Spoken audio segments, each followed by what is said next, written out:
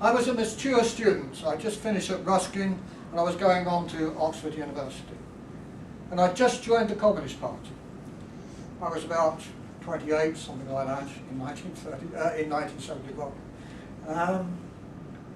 And I met Bert at the station.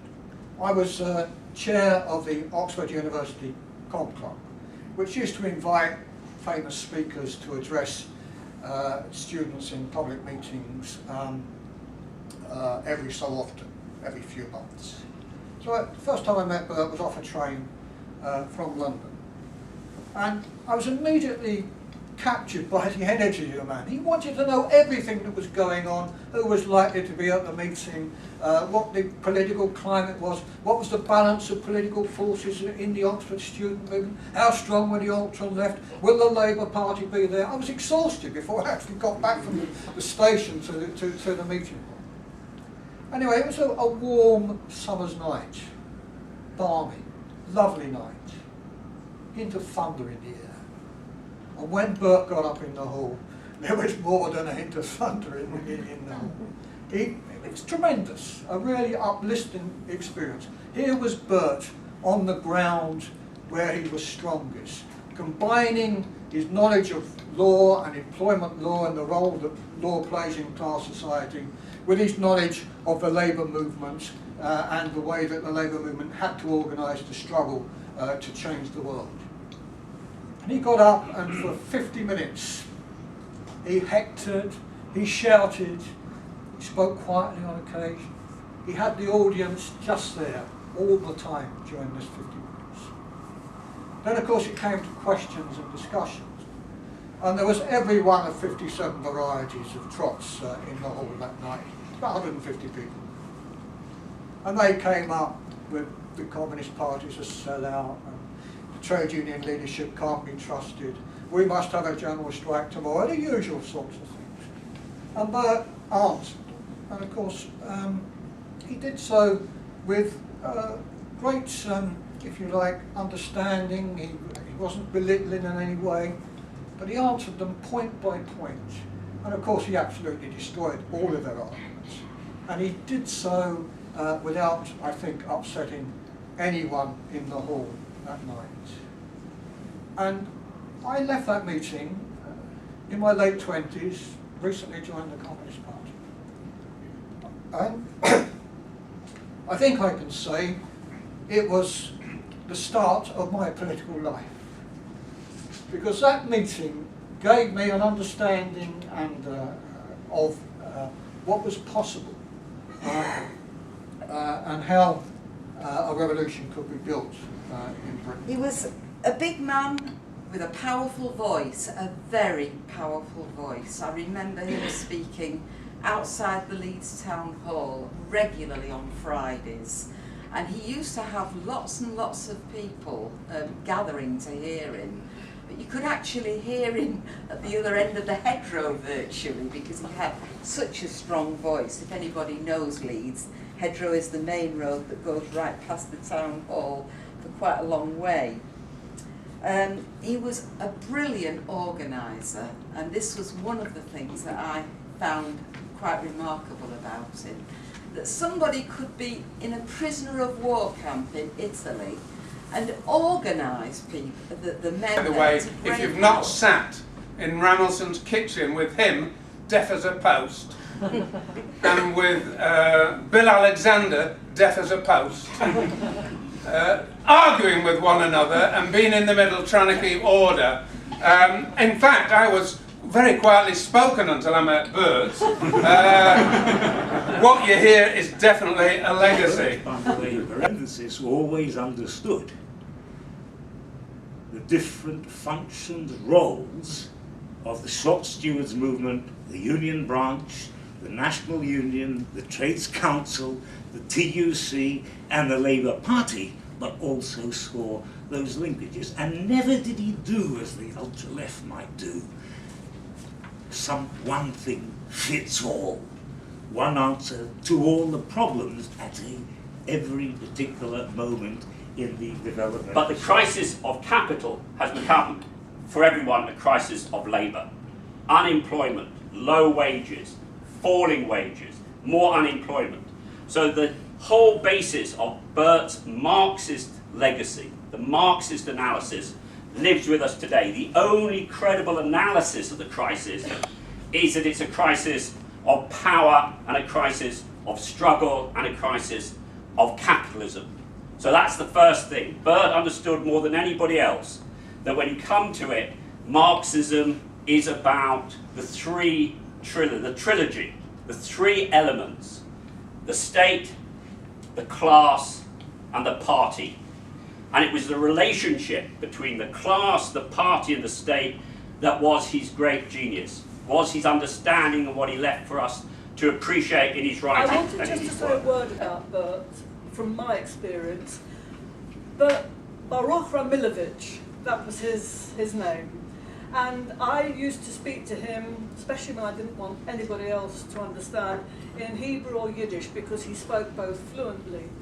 And I just wanted to say something about Bert's role in the party, because he stood by us, especially when we got expelled, the London 22. The first person I saw outside Hammersmith Town Hall was none other than Baruch Ramelson. You know, Bert, who had been such a party loyalist, saw immediately what was happening, saw immediately that the party was turning in on itself and was expelling its finest cadres, and he couldn't stand it. He absolutely couldn't stand it. So I think he actually, although he didn't write a book, there's something that I think ought to be, well, I'm sure you know, and I'm sure it's in your book. He wrote pamphlets which actually really changed the world. Well, not changed the world, changed Britain. The one on the incomes policy, I mean, there were several of them, and which I think were absolutely, I hope they're all mentioned, yes, what good. But so if you put all that corpus of work together, it's almost like a book. It is, you know. Suffer fools gladly, that was quite sure.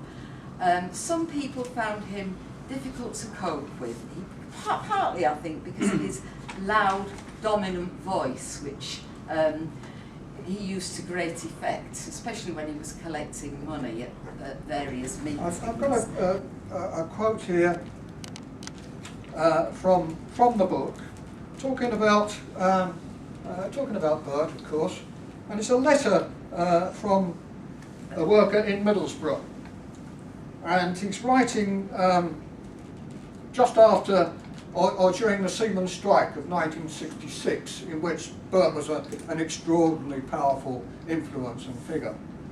And what he said, what this worker said was this: the Prime Minister and others seem to be all against communist Bert Ramelson.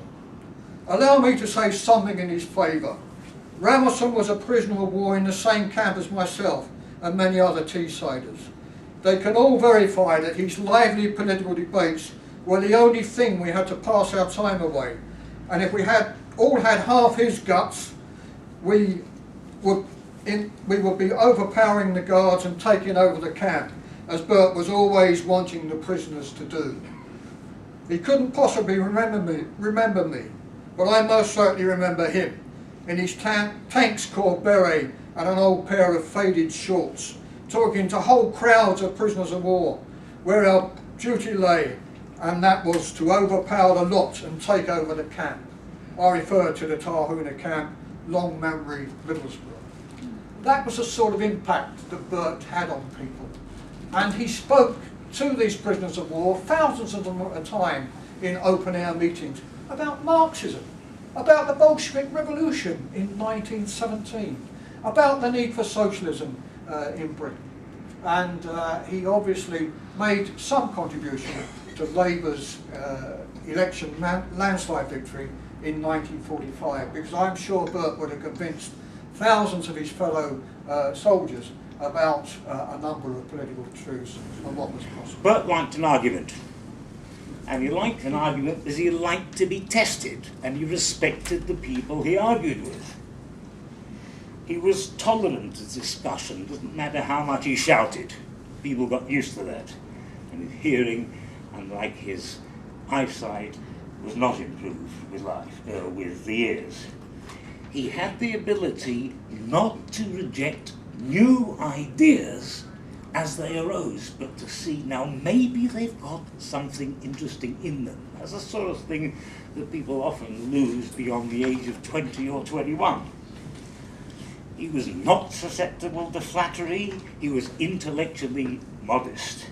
Now, he never wrote a book. And when I asked him why, he said, I'm too bloody busy, you know, I'm a pamphleteer. And I think he only told me one fib, and it's in this card. And it's July '89. And he was in Riga for a holiday with Joan, and he wrote, and he said, we're enjoying fresh air, good food and beautiful seascapes.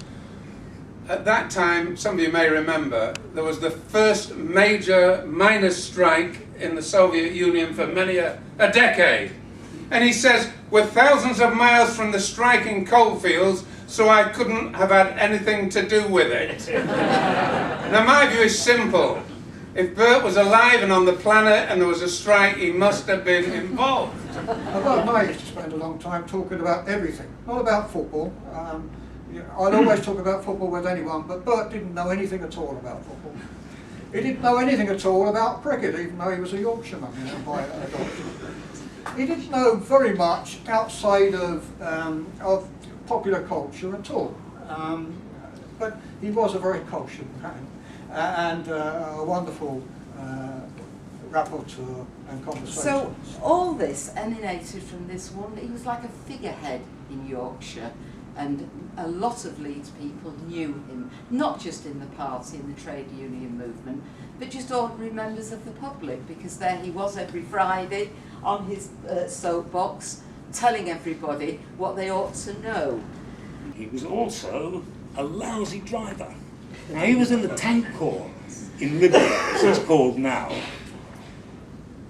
and I don't think he ever learnt the difference as he was driving between what constituted, it didn't matter if you were in a tank, a moving car or a one that was stationary. And many people refused to drive with him. Nobody can be And by saying that, you know, Bert was a fantastic leader, and regardless of what people thought of him, he fought through the International Brigade, being a prisoner of war. He fought through the Cold War. He did so many things. If only we had more people like So he him understood, today. you never give up on any part of the struggle. If you've got a left-wing trade union leader, you don't say, ah, you're a leader, therefore no longer part of it. You don't take a shop floor activist and say, you're just an activist, you're an economistic. No labels, please. That was really his position. Don't label people, don't push them away, don't say, that's it. You don't understand. And that's the point Mick and others have been making, isn't it? That you do listen, you do understand, you do appreciate above all else that everyone has a contribution, and if you neglect any part of the struggle, you neglect the whole part. He was a superb organiser. He said, if you want to make an impact on somebody, ring them up at 7 o'clock in the morning. For myself and all the family, I hope you have a lovely evening and wish great success for the book, trusting that it will inform and inspire present and future generations in the continuing struggle for a just society. Love, John Ramelson. Thanks, John. For the Times, he was an industrial militant. For the Guardian, a shop floor strategist. A militant with strategy, said the Independent. And the Daily Telegraph, often the most political of that kind of paper, a fighter in the class war.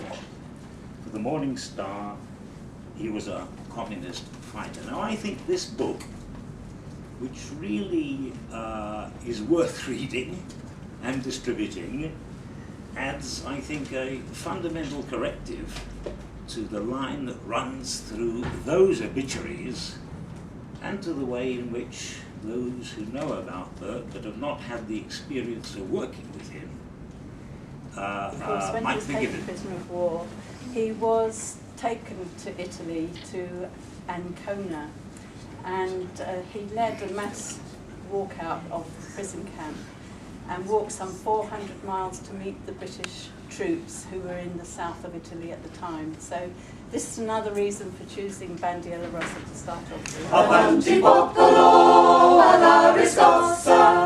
bandiera rossa, bandiera rossa, avanti popolo alla riscossa, bandiera rossa, trionferà, bandiera rossa la trionferà, bandiera rossa la trionferà, bandiera rossa la trionferà, e viva comunismo e la libertà.